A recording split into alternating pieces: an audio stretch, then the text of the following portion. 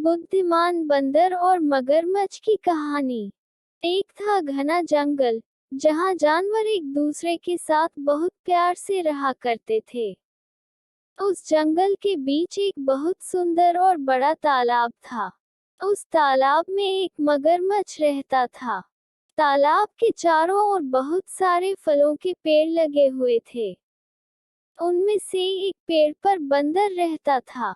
बंदर और मगरमच्छ एक दूसरे के बहुत अच्छे दोस्त थे। बंदर पेड़ से मीठे और स्वादिष्ट फल खाता था और साथ ही अपने दोस्त मगर को भी देता था। बंदर अपने दोस्त मगर का खास ख्याल रखता और मगर भी उसे अपनी पीठ पर बैठाकर पूरे तालाब में घुमाता था। दिन निकलते गए और दोनों की दोस्ती गहरी होती गई। बंदर जो फल मगरमच्छ को देता था, मगरमच्छ उनमें से कुछ फल अपनी पत्नी को भी खिलाता था। दोनों फलों को बड़े ही चाव से खाते थे।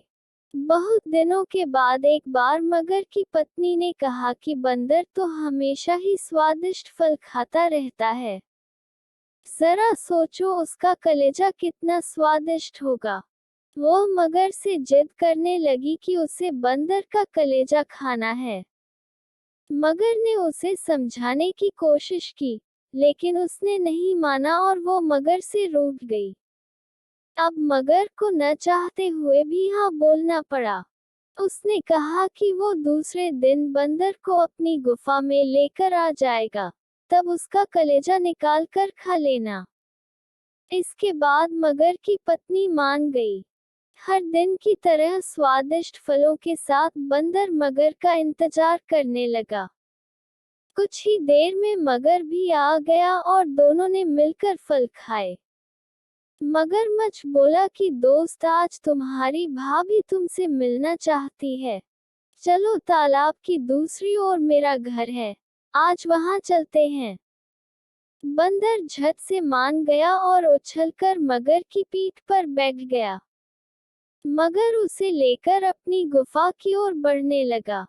जैसे ही दोनों तालाब के बीच पहुंचे, मगर ने कहा कि मित्र, आज तुम्हारी भाभी की इच्छा है कि वो तुम्हारा कलेजा खाए।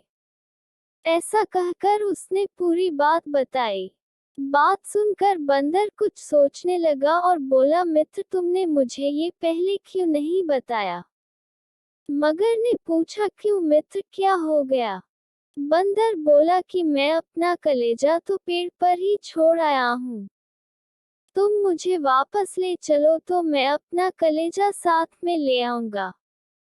मगर बंदर की बातों में आ गया और वापस किनारे पर आ गया। वो दोनों जैसे ही किनारे पर पहुंचे, बंदर झट से पेड़ पर चढ़ गया और बोला कि मूर्ख, तुझे पता नहीं कि कलेजा हमारे अंदर ही होता है। मैं हमेशा ही तुम्हारा भला सोचता रहा और तुम मुझे ही खाने चले थे। कैसी मित्रता है ये तुम्हारी? चले जाओ यहाँ से। मगर अपनी करनी पर बहुत शर्मिंदा हुआ और उसने बंदर से माफी मांगी, लेकिन अब बंदर उसकी बातों में नहीं आने वाला था। कहानी से सीख। इस कहानी से हमें ये सीख मिलती है कि संकट के समय हमें घबराना नहीं चाहिए। मुसीबत के समय अपनी बुद्धि का उपयोग कर उसे दूर करने का उपाय सोचना चाहिए। प्लीज वीडियो पसंद आए तो लाइक और चैनल पर पहली बार आए तो सब्सक्राइब, कमेंट और अपने दोस्तों के साथ शेयर करना मत भूलना।